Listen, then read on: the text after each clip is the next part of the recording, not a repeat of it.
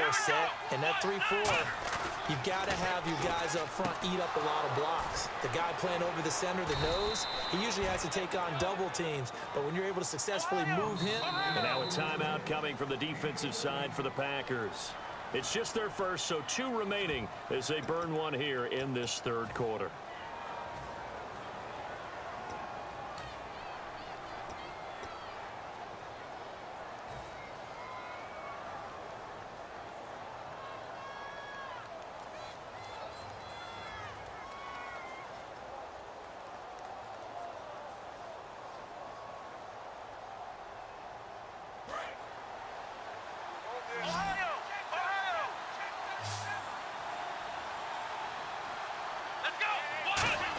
They go back to Elliott. He's been busy.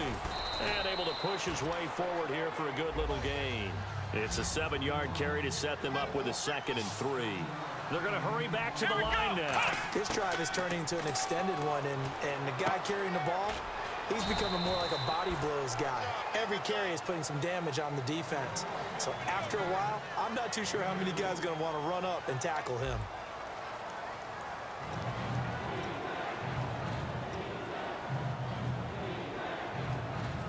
So it is 3rd down now, but less than a yard to go.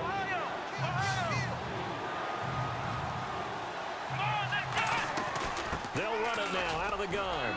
And he will have a first down as they get him to the ground at the 37. They get 9 out of that one, and as a result, the drive continues. And now they're in the hurry-up. They keep on the ground with Elliott. Give him a couple on the carry there, 2nd and 8. And the 8th play on this drive coming up. The 4th quarter here, they've got the lead. They want to keep it on the ground. That's what they're doing. Smart football. Keep the clock grinding. Keep it going. But you got to figure now, they're going to see more people. Touchdown, Cowboys! Dez Bryant, his 2nd touchdown of the afternoon. And the Cowboys will add on to their lead. In order to lead in a game, you're going to get plenty of contributors, but that's his 2nd touchdown catch of this game. He's one of the key guys in this one. And you better believe he'll be looking for the hat trick here as this one continues to go. That'll be taken in the end zone. And no run back here. This will be a touchback, and it comes out to the 25-yard line. And Green Bay getting ready to go as they take the field. Looked like they had something going last drive. Then the interception happened. Will they recover? The memory they need to keep with them is that they did have something going. They were moving the ball on offense, had a nice sequence. And that's caught inside the 35. It's a big play there for Green Bay. 43 yards. And at this stage, down in the second half, looks like they just wanted to find a way to get it in the hands of their playmaker, and they did. I think you're exactly right. I don't think the coordinator is looking at his play sheet and trying to figure out which play will work well. He's trying to figure out how to get the ball to the playmaker that you just described.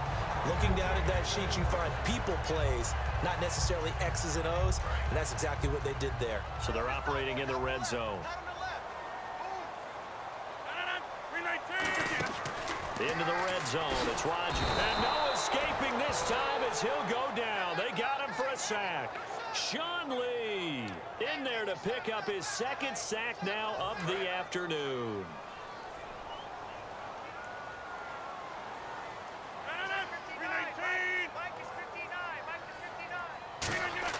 Now Rodgers throwing on 2nd down.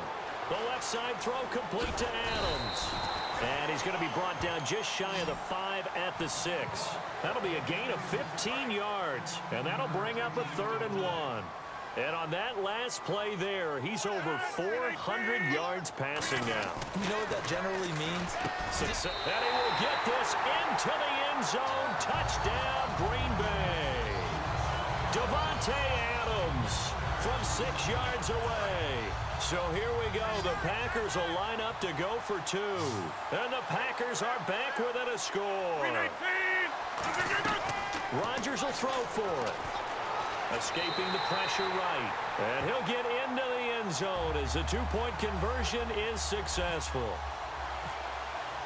Now after the touchdown, here's Crosby to kick it away. Fielded about a yard deep. And he's up past the 20 to the 22-yard line. And now Dallas gets set to take the field. And they were able to punch it in the end zone last time. They'll be looking to do that again here for the defense. Obviously, they'll be looking to stop them from punching it back in the end zone. It always is punch-counter-punch, isn't it? And which team has the advantage? Well, let's just go back. Last time on offense, they rolled downfield, got into a good rhythm. You can see a little more bounce in and out of the huddle. You can see the sideline really get into the game. So defensively, you're thinking to yourself, how do we take that away from them? How do we get the advantage back? Let's see what they come up with. I think pressure is always the first way to go. You love pressure. I love it. We'll see if they dial it up this drive. Now Elliott, and he'll cut it out to the sideline. And he goes down, but not before getting this inside the 25. And now the Packers going to take another timeout. That's going to be their second. They'll be left with one more plus the 2-minute warning, and we'll be back.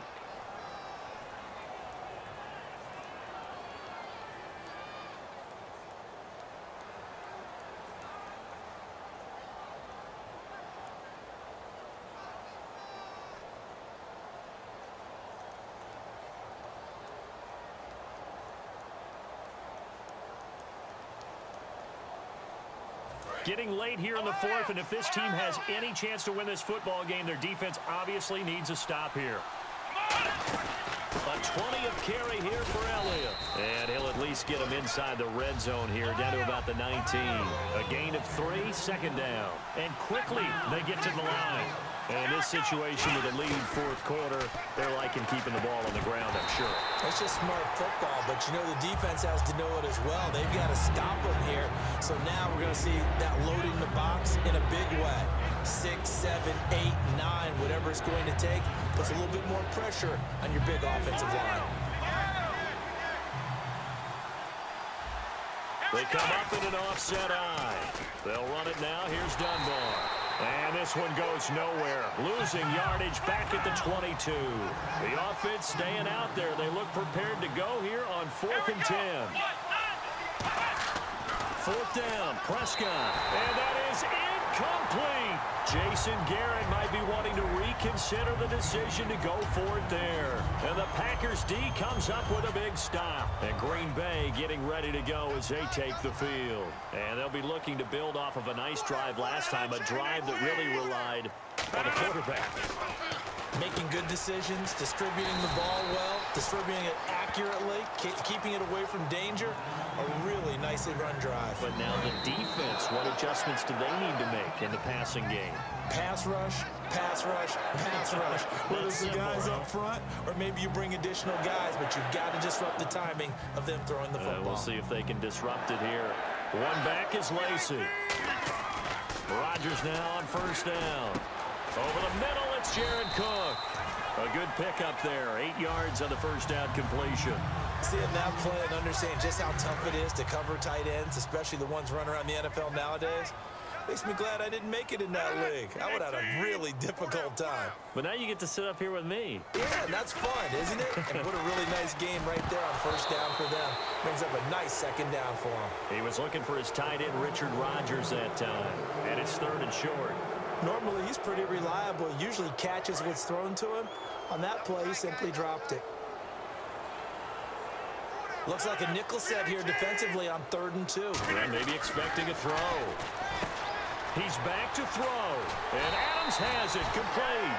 And he's got the 1st down yardage before he's brought down at the 42. But we always hear about the connections some quarterbacks have with certain receivers. I think this guy has a connection with just about everyone. Didn't mind throwing it in there against double coverage to him. Shows some confidence, supreme confidence. Big-time confidence that he would make the play for him, and he did. Well, if you do read man coverage, Brandon, the drag route's a pretty good one to run against it because you're running away from people on it. 319! 158! Check, 59. Push him back. Push him back. Back to throw. And that's complete to Adams. It's a pickup of 14 there. And it'll give the Packers a 1st down. Good throw, good catch, but I really like the route. The drag and being able to run away from defenders. Hard to stick with them for that long. Yeah, better against man than zone, or better against man because now you're running away from someone and you're not running into a defensive player in another zone. Devontae Adams, the intended receiver, and that'll bring up second down. Well, that plays a statistic that's going to go on the defensive team stat sheet. Won't necessarily reflect in ours, right, the overall game sheet. But you and I know that they keep count on pressures, hits on quarterbacks, all those things. He takes it across for the touchdown, and they've taken the lead late in the final minute of the fourth. Wow, wow. So many practices we watched over time where the offense works on scoring late in the game and finding a way to win, as we just saw there. Just saw it right there. Now can they preserve that advantage that they just got? And that will make this a 4-point game.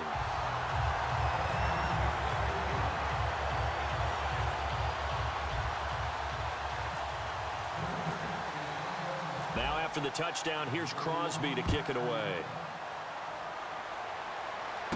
Fielded about a yard deep. And his guys will get the football right at the 20-yard line. And now Dallas gets set to take the field. One possession game. Time very much a factor. How does the offense handle this situation? Well, in a lot of cases, they should be somewhat relaxed. And I know that's counterintuitive because this is a pressure situation. But this is Friday practice every week of the season. You go over this situation, having to go downfield, limited timeouts, got to get out of bounds and keep the drive going and set yourself up. Defensively, you can't just lay back and let them do whatever they want. So it is a cat and mouse deal here. How much pressure will the defense bring, and how much pressure can the offense handle? We're going to find out. And, oh, a crusher there as it's intercepted. Then it's Clinton Dix with a pick. The Packers offense now, they get ready to head back on the field. And they've kind of got... It's over. It's over.